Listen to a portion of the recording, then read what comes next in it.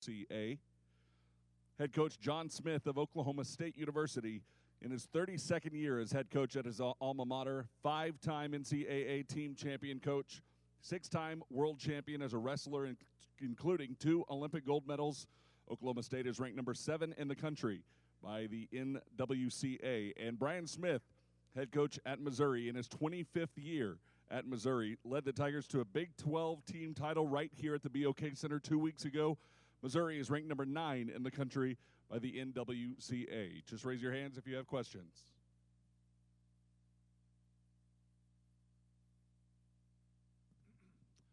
This is a question for all of you. I think I counted like there was 25 former All-Americans that are seated 9th or lower. In other words, they're not projected to place this year. Talk about what is that happening to the sport, but also when you talk about seedings, I know they're always controversial, but in the past they used to have more historical data. Should that be brought back into some seedings?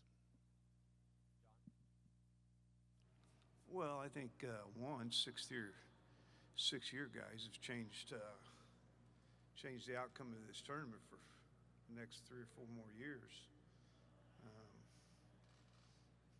You know, that's just a fact, right? I think everybody has them on their team, and when everybody has them on their team, I think there's how many schools that are participating this weekend. So, it's a good portion of the field, and so that's one reason why it's as tough as it is. Definitely. The seeding process, I mean, I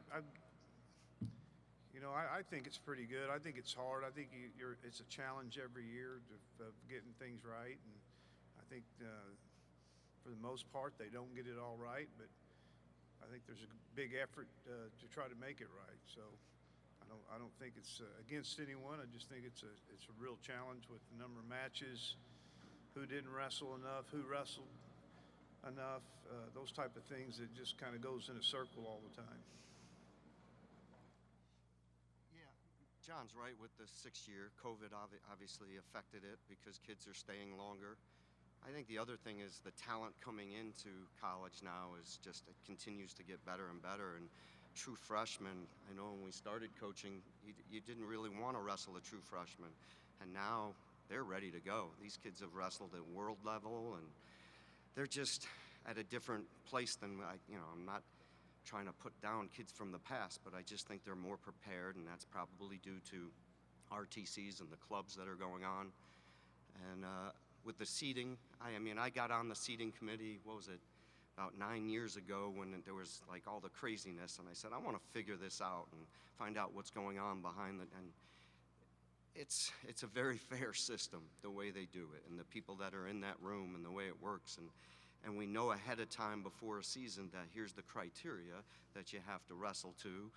And so, I think back to when seeds used to just be to 12 and you never knew, and then you could get drawn in. And I do think it's a better system, but of course everything can get a little bit better and better, and that's part of it. You can tweak it now, and that's the coaches have to do that. We have to say, here's a different way we can do it, and we would like to tweak this. Just echoing, Coach Smith and Coach Smith. No, the talent is unreal right now. I think that the talent that we're seeing, especially with such an emphasis on the age level world championships, even when I was coming through, and even my brother, right, when he was coming through, there wasn't these age group tournaments, right, where now there are. So you have the RTCs, but also some really, really great talent coming in early. And then with the seeding, I think that, they both hit on the head as well. It's never going to be perfect, but I'd tell you what, back in my day, only having 12 seeds and then you could draw 13 right off the rip, that's really challenging. So I think seeding all the way to 33, they're doing a good job, and there might be some folks that don't love it, but I think overall the coaches are, somewhat pleased with what we got going on right now.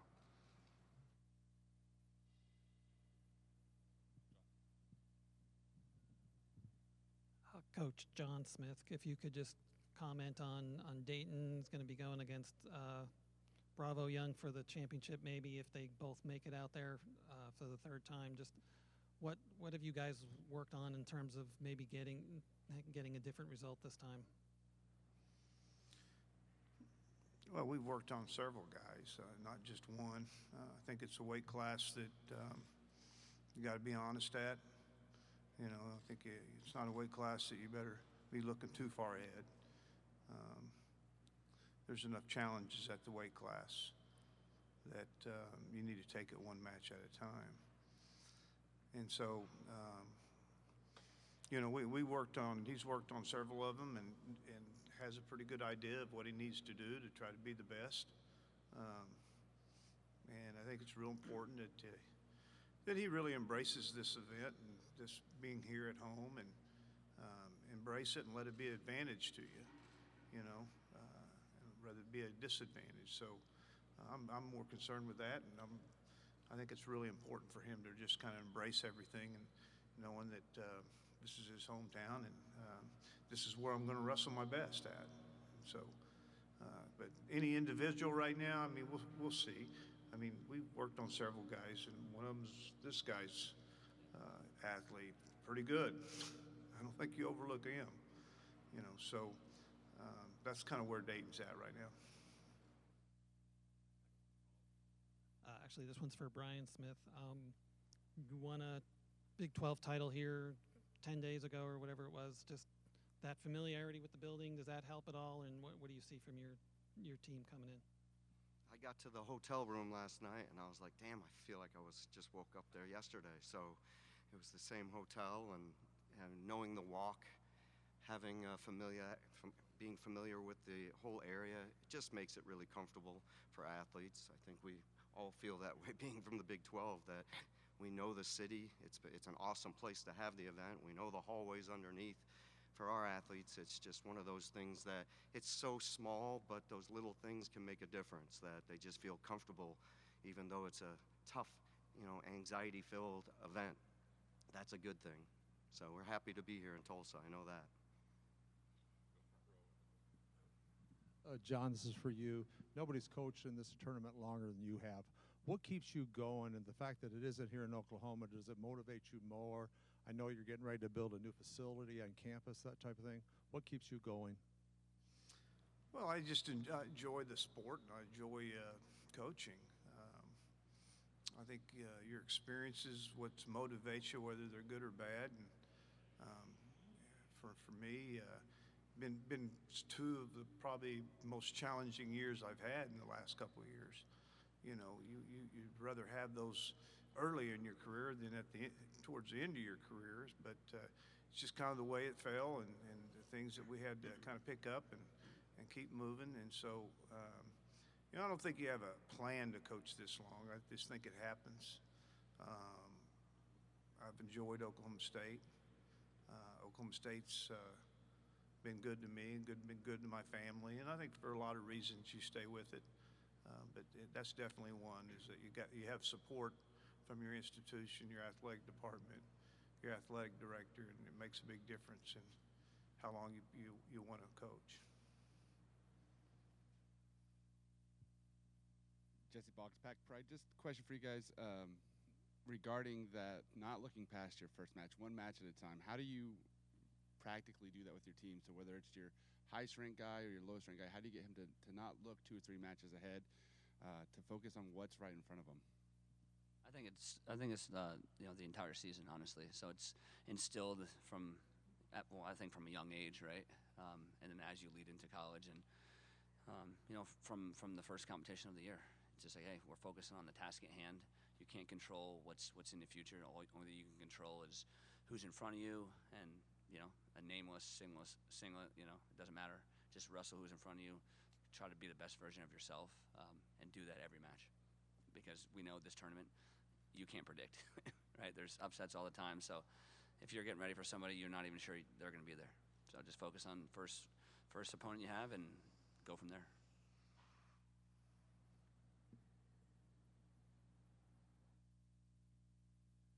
Question for Coach John Smith.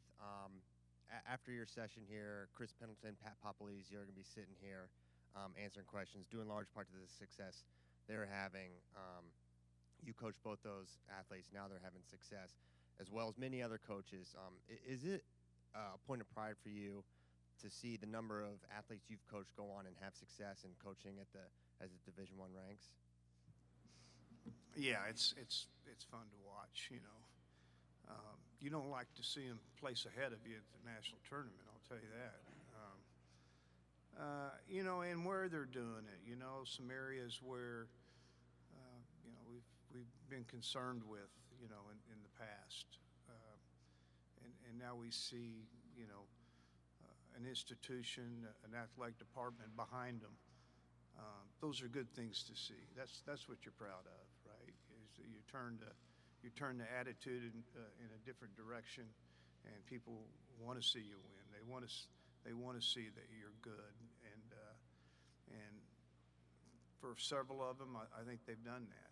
They've done a good job of going in and taking control and bringing people together to support the program. What might it say about you that you have this extensive of a coaching tree in the Division I ranks? Well, I really encourage our guys to get out there. I encourage them to get into high school as well as college. I'm promoting it.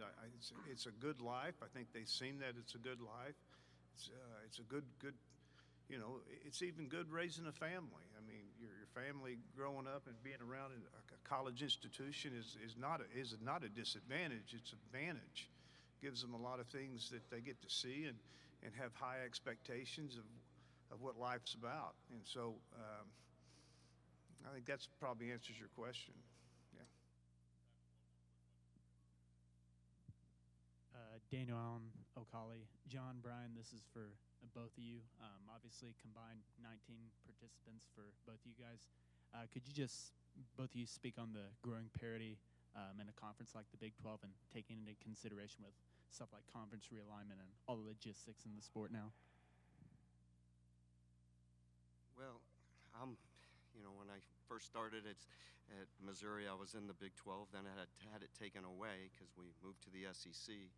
But I know every year I would talk with this guy, and he was like, hey, I'm really trying to make this happen. We got to make the Big 12 one of the better conferences in America. And so I owe a debt of gratitude to him for making it happen. He's probably not too happy with me the last 2 years,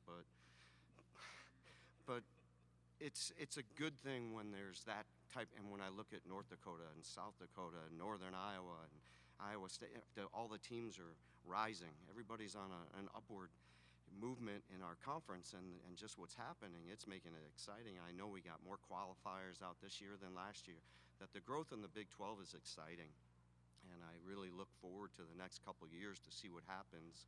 And is there going to be a network? Is there, we're going to have duels on TV as a network and things like that are a possibility now. That it's exciting times for the Big 12, and I'm very grateful to be in it. Yeah, and we are too. It's should have never happened. 2011, I think it was 11, right? Somewhat 12. Yeah, 12. I mean, it should never happen. Missouri should have stayed in the conference, but there's a couple institutions that didn't want to be in any part of it, and those institutions, both of them, didn't have a wrestling program. That's what's kind of sad about it. But anyway, we found ourselves back, and it's a good thing. I think, as Brian said, our conference is growing strong. We had 78 qualifiers here. That's quite a few. I think our first year, when you guys were out, I want to say 44. And here we are at 78, and that just tells you that what we've done and what the Big 12 has done. It's not what I've done; it's what the Big 12 has done. It's been presidents that have made good decisions and voted in favor of this, and it's been